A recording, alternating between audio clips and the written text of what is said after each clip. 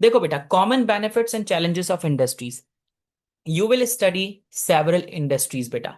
बहुत सारी इंडस्ट्रीज को आप पढ़ते हैं, ठीक है। Sugar, textile, cement, fertiliser, sport goods. लेकिन बेटा हम क्या करेंगे, शॉर्ट में काम निकालेंगे। एक साथ in one attempt we are going to see the benefits which are common benefits. हर इंडस्ट्री में आप ये लिख सकते हो। इसका क्वेश्चन कैम्ब्रिज आपसे कैसे पूछता है बेटा? कैम्ब्रिज आपसे बहुत ही सिंपल तरीके से इस तरह के क्वेश्चंस पूछता है।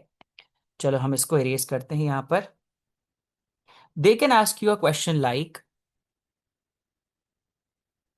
ठीक है जी, यहां पर हम लिखेंगे the question is explain the importance और बेनिफिट्स और सिग्निफिकेंस ऑफ डैश इंडस्ट्री। अब वो डैश में कोई सी भी इंडस्ट्री पूछ सकते हैं आपसे, ठीक है। तो अब अगर आपको पेपर में याद नहीं आ रहा कि यार फर्टिलाइजर के क्या बेनिफिट थे, यार स्टील के क्या बेनिफिट थे, स्टील इंडस्ट्री स्पोर्ट्स के क्या थे, तो इस तरह की सिचुएशन में हम अपनी जान बचाने के लिए क्या करते हैं, कॉमन बेनिफिट्स याद कर लेते हैं। The common benefits are those benefits जो हम कहीं पे भी लगा दें बेटा तो हमारा काम निकल जाता है, क्योंकि ये वैलिड होते हैं हर तरह की इंडस्ट्री के लिए, ठीक है भाई। चलो जी, अब हम इसको पढ़ना शुरू करते हैं कि किस तरीके से क्या क्या हमने लिखा हुआ है। The first thing is that बेटा, fulfil the local need, food और अदर डेली नीडेड थिंग्स। देखो इसको अपनी डेली लाइफ से रिलेट रखो बेटा। If you are making something in your industry, for example आपकी भाई एक इंडस्ट्री है जिसमें आप बना रहे हैं बहुत अच्छे अच्छे से क्लोथ्स, ठीक है भाई, बहुत वीआईपी किस्म के। आपके घर वालों ने कहा यार ऐसे तो क्लोथ्स हमें भी चाहिए यार, तुम जैसे बनाते हो, तो व्हाट यू विल प्रेफर, आप सबसे पहले तो अपने घर वालों को दोगे ना वो कपड़े। You provide to your own people, ठीक है। तो यही तो आपकी इंडस्ट्रीज काम करेंगी। The industries which are working in Pakistan, which are present in Pakistan, they will provide the product to the local people. सबसे पहले तो लोकल पीपल को मिलेगी, उनकी डिमांड फुलफिल की जाएगी बेटा, right. So you can write this factor for every industry, क्योंकि हर इंडस्ट्री लोकल पीपल को प्रोवाइड कर रही है।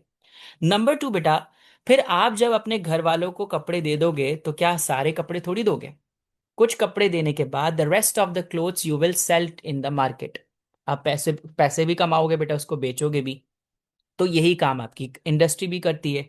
After providing the product to the local people बेटा, वही इंडस्ट्री अपनी प्रोडक्ट को सेल भी करती है। कहाँ सेल करेगी सर? बेटा आउट ऑफ द कंट्री, जिसको हम बहुत प्यारा सा नाम देते हैं एक्सपोर्ट का। तो सर क्या हमारी इंडस्ट्री करती है? बिल्कुल करती है। ये टेक्सटाइल इंडस्ट्री लिखी हुई है, your textile products export into the European countries बेटा। अमेरिका के अंदर आप, अमेरिका में पाकिस्तानी मेड जीन्स जाती है, यहाँ से जीन्स एक्सपोर्ट होती है अमेरिका के अंदर, ठीक है। तो अमेरिका इंपोर्ट करता है हमारी जीन्स को। तो मतलब टेक्सटाइल प्रोडक्ट हम एक्सपोर्ट करें और भी चीजें एक्सपोर्ट करते हैं। सो सर एक्सपोर्ट से क्या फायदा होता है बेटा? एक्सपोर्ट से फायदा होता है we earn the foreign exchange. Foreign exchange का मतलब क्या है? This is our Pakistan, this is the USA. हमने प्रोडक्ट दी, उन्होंने रिटर्न में हमें दे दिए बहुत सारे डॉलर्स, ठीक है। ये डॉलर हमारी कंट्री में आए, डॉलर को हमने रखा फॉरेन रिजर्व्स में बेटा, इससे हमारा फॉरेन रिजर्व हो गया स्ट्रांग। तो सर फॉरेन रिजर्व का हमने करना क्या है बेटा? जब हम कोई चीज़ इंपोर्ट करेंगे तो हमें डॉलर में पेमेंट करनी होगी, तो जितना ज़्यादा जमा होता जाएगा उतना फ़ायदा होता जाएगा हमारा, ठीक है। शॉर्ट में समझा दिया मैंने, बाकी डिटेल में मैं ट्रेड वाले चैप्टर में समझाऊंगा। तो मतलब इन शॉर्ट इतना समझो, जितना एक्सपोर्ट उतना फायदा। तो ये काम तो हर इंडस्ट्री कर रही है, ठीक है। इसके बाद बेटा, moreover it generate employment opportunities. आपकी हर इंडस्ट्री एम्प्लॉयमेंट तो लाजमी प्रोवाइड करती है। विदाउट द लेबर बेटा you can not do any work. तो जितनी ज्यादा इंडस्ट्री उतना एम्प्लॉयमेंट अपॉर्चुनिटी, उतना ही ज्यादा लोगों को क्या मिलेगी? जॉब्स मिलेंगी बेटा।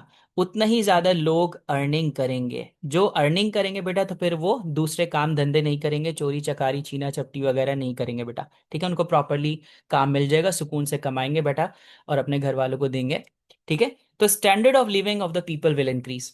अच्छा एक और बात, एक और बात, देखो मैं बच्चों को ऐसे समझा रहा था, मैंने कहा contribute in the GDP of the country. अब उस बच्चे ने कहा कि सर एक बंदे की एम्प्लॉयमेंट लगी है तो उससे कंट्री को क्या फायदा है?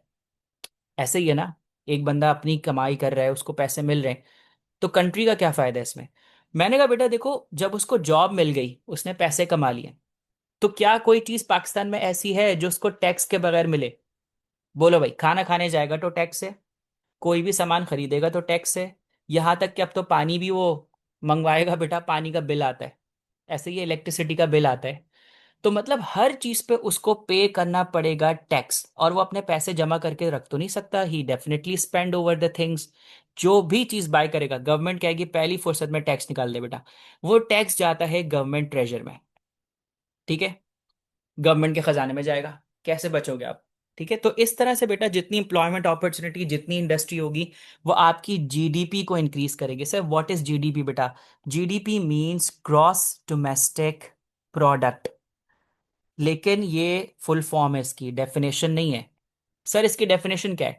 बेटा इसकी डेफिनेशन है जितनी भी गुड्स एंड सर्विसेज आपकी कंट्री के अंदर प्रोड्यूस हो रही हैं, दैट इज योर जीडीपी। ठीक है, तो सर जीएनपी क्या होती है? जीएनपी मतलब जो चीज बाहर से भी कंट्रीब्यूट कर रही है, मतलब बाहर कोई पाकिस्तानी बंदा बैठा हुआ है बेटा, खूब पाकिस्तान के अंदर डॉलर शॉलर भेज रहा है, तो ये जीएनपी के अंदर भी कंट्रीब्यूट कर रहा है। ठीक है भाई, तो खैर वो अलग डिबेटेड ट्रेड चैप्टर में आ जाएगी। तो भाई ये चार बेनिफिट्स हैं जो आप लिख सकते हैं किसी भी इंडस्ट्री के अंदर अपने आंसर को सेव करने के लिए। ठीक है भाई, इसके बाद हम चैलेंजेस की बात करते हैं बस at the end. Sir challenges क्या क्या होंगे? कॉमन चैलेंजेस की बात कर रहे हैं बेटा। Number one common challenge is lack of capital. ठीक है बेटा, ये हर चीज में लिख सकते हैं आप। देखो पैसों के बगैर ना टेक्सटाइल इंडस्ट्री चल सकती है, ना स्पोर्ट चल सकती है, ना सीमेंट इंडस्ट्री चल सकती है, ना शुगर इंडस्ट्री चल सकती है, ठीक है, sugar mill. So lack of capital is a big challenge, beta. If we are not having sufficient fund, we cannot do anything, beta. Number two, unskilled labor. लेकिन सर ये अनस्किल्ड लेबर होता क्यों है? दो बातें लिखोगे। Due to poor quality of education, ठीक है, साथ ही साथ नो ट्रेनिंग सेंटर्स। बेटा इस तरह की वर्डिंग्स लिखनी है, ठीक है, ये बहुत अच्छी वर्डिंग्स होती हैं, और ये कैमरे समझ जाता है कि भाई बच्चा पढ़ लिख के आया हुआ है, इसको अच्छी वोकैबलरी आती है। पुअर क्वालिटी ऑफ एजुकेशन, या फिर आप ऐसे कह सकते हो कि no proper education in the rural area. नहीं बेटा, पॉवर्टी के साथ कनेक्ट नहीं कर सकते हो आप अनस्किल्ड लेबर को, फिर वो बहुत लंबी करनी पड़ेगी, बहुत लंबी कहानी बतानी पड़ेगी। नो प्रॉपर एजुकेशन या no education in rural area, no training centres बेटा, वी हैव अनस्किल्ड लेबर। और आपको पता है अनस्किल्ड लेबर काम खराब कर देता है। कैसे? भाई फॉर एग्जाम्पल ये एक बंदा है हमारा, इसका नाम है भाई हमारा सलीम, हमारा एवरग्रीन हीरो हमारी स्टोरी का सलीम। सलीम को कोई काम कुछ भी नहीं आता था, अनस्किल्ड था भाई, सलीम को हमने लगा दिया बहुत बड़ी इंडस्ट्री में जाके भाई। और सलीम ने कहा चलो भाई मुझे तो बहुत सारे पैसे मिलने वाले, मैं बहुत अच्छी सी इंडस्ट्री में काम करूंगा। एक बहुत एक्सपेंसिव मशीनरी बाय की थी बेटा उस इंडस्ट्री ने, सलीम को इस काम पे लगा दिया कि तुमने इसका बटन ऑन करना है बेटा, सिर्फ बटन दबाना है, बाकी मशीन खुद काम करेगी। सलीम ने कोई और सा बटन दबा दिया, इंडस्ट्री गई बेटा। ठीक है, मतलब मशीनरी गई।